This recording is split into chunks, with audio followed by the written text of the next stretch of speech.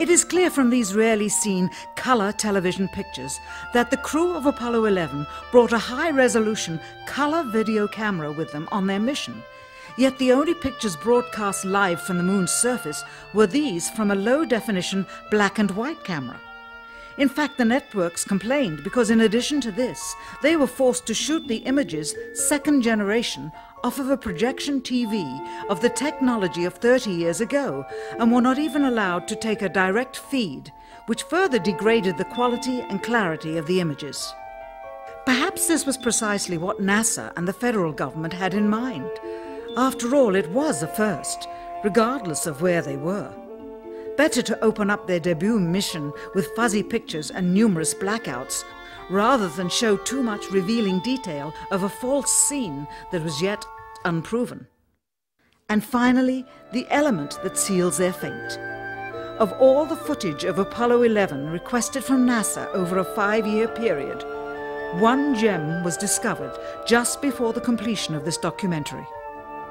An old reel received by mistake. It contains the raw or unedited footage of the crew of Apollo 11, Michael Collins, Edwin Aldrin Jr. and Neil Armstrong, staging part of their mission for nearly an hour in living color, with exceptionally clear behind-the-scenes audio of conversations discussing the techniques used to achieve a disingenuous picture depicting the Earth at a distance, in order to falsely demonstrate their far journey from it and their ability to survive passing through the Van Allen radiation belts. It cannot be misconstrued that this staging was done for some other reason prior to the mission, for the reel itself is slated and dated July 18th, 19th and 20th, 1969, the very days of the mission when they were said to be approaching and achieving lunar orbit. Furthermore, it is apparent they are in genuine zero gravity aboard the actual spacecraft, necessary to convince the mass media of their authenticity, just not any further than Earth orbit, as you will see. In this never-before-seen or heard footage, not only is the radio conversation between the astronauts and Houston Control audible, there is a secondary, private conversation taking place between the crew and a third confidential party, prompting the astronauts with what to say, when to speak, and how to effectively manipulate the camera to achieve the desired misleading effect. NASA claims that the Houston transmissions were the only ones taking place with the astronauts. Listen now as Houston Control initiates a conversation with the crew, only to find them too preoccupied with the behind-the-scenes trickery to respond. Moments pass and the oversight is picked up on by the clandestine third party, who quickly prompts them with talk. Immediately, Neil Armstrong speaks.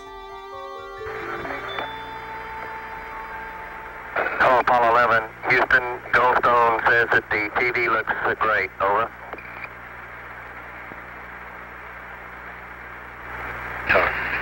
Okay, Roger. We're nothing in on Earth. Again, the illusion they are attempting to create is the Earth at a distance to demonstrate their far journey from it and their ability to survive passing through the Van Allen radiation belts. Understand, too, that only about 20 seconds of this raw footage was ever broadcast to the public, and these conversations discussing their deception were believed to be private, until now. Here they discuss that these television transmissions were in fact not broadcast live as everyone believed. They were first screened and edited for playback later. Roger, Neil. We just wanted a narrative such that we can, when we get to playback, we can sort of correlate what we're seeing. Thank you very much. Here they discuss the fact that they have turned out the lights and have blocked out sunlight from entering the spacecraft through the other windows, as to not cause any reflected light to fall onto the spacecraft's wall in the foreground. Okay, very good. Well, we shut out the sun coming in some of the other windows into the spacecraft, so it's looking through the number one window, and there isn't any reflected light. The reason this was done is so that the truth of the matter would not be revealed. It is this. Though the federal government would have you believe that this is a view of Earth from a distance out of the spacecraft's window as it nears the moon, it is not. What they have ingeniously done is placed the camera at the back of the spacecraft and centered the lens on a circular window in the foreground, outside of which it is completely filled with the Earth in low orbit. The circumference of the window then appears to be the diameter of the Earth at a distance, with the darkened walls of the spacecraft appearing to be the blackness of space around it. That is why they wanted the interior dark and blocked out the sun from entering through the other windows. Here you can see the extruded window, probably 2 inches thick at the bottom. This is because the Earth's shine is coming in at a downward angle.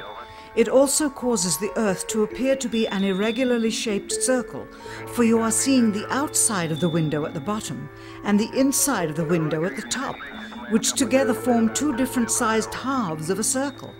Subsequently, this take was never used. As they perfected the shot, a crescent-shaped piece of black material was inset slightly into the window to create the illusion of the Earth's terminator line dividing night and day. It is uncannily convincing. During this segment, intended to be edited and played back later for the worldwide television audience, dated July 18, 1969, Neil Armstrong condemns himself as he states that he is 130,000 miles out, or halfway to the moon, as the NASA flight log also states on this date, when he is in reality in low Earth orbit of a few hundred miles. Roger, Houston, Apollo 11. Calling in from about 130,000 miles out. Here, during another segment, also intended to air after review, Neil Armstrong falsely explains to the viewers how the shot is attained by putting the camera's lens to the window's glass, as it would have to be if they were the claimed distance away from the Earth. We only have one window that has a view of the Earth, and it's filled up with the TV camera. If the window was completely filled up with a TV camera, as he stated, then an astronaut's arm would not be able to get between the camera and the window, as it obviously does here in this outtake. South America becomes invisible just off beyond the terminator or inside the shadow.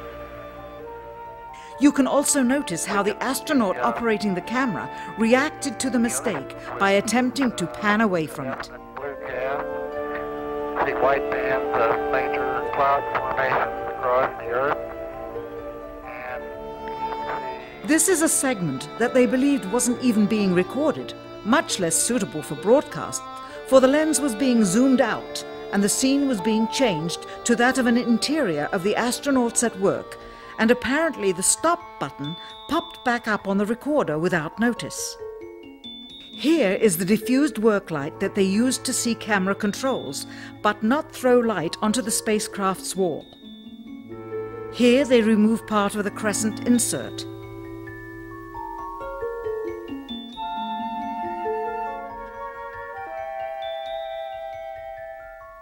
Finally, the iris is opened up and you can see the real location of the camera and the very bright and near Earth out the window. Here is the slate for the 19th of July, and the same shot of trickery on the 19th of July, and then the 20th, and the same misleading shot on the 20th. Later that evening, they were said to be walking on the moon. How can this be when they were in Earth orbit only 9 hours earlier, and the moon is some 3 days' journey away? Furthermore, if they genuinely went to the moon, why would they be faking any part of it? Why this trickery with the window?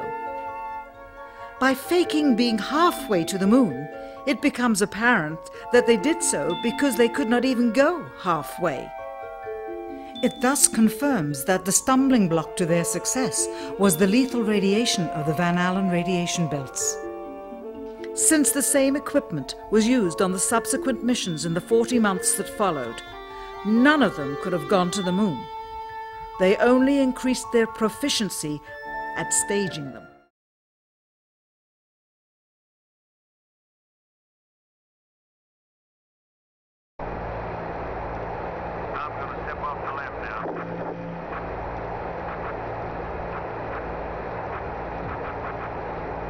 It's one small one giant leap.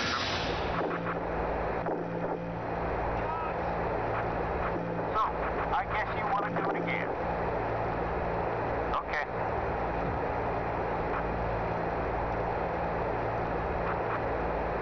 Sorry, Mr. Corsi.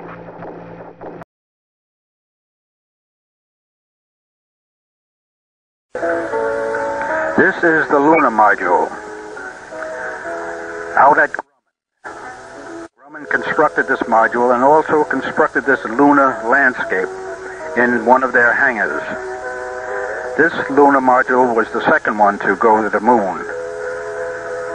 This was photographed by CBS for a simulation to show the public in case they couldn't get pictures directly from the moon.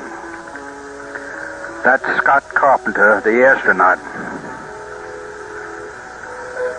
preparing to show how they would land on the moon when they do.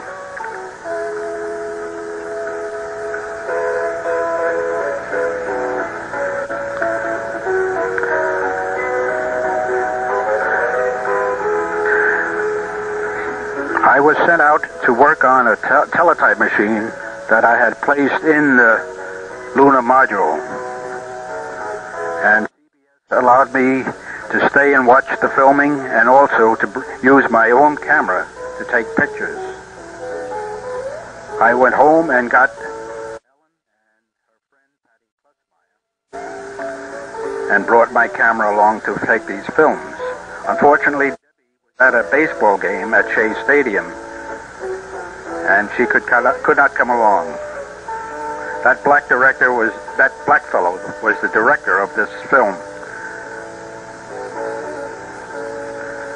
Unfortunately, this shot had to be retaken as someone had left the air conditioning on and the flag was blowing in the breeze, and there is no breeze on the moon.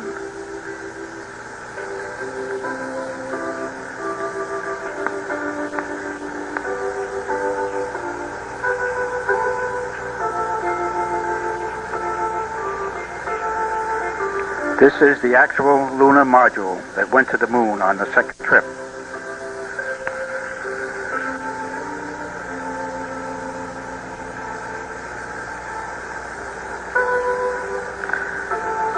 is Ellen and Patty standing next to the flag that was planted on the lunarscape.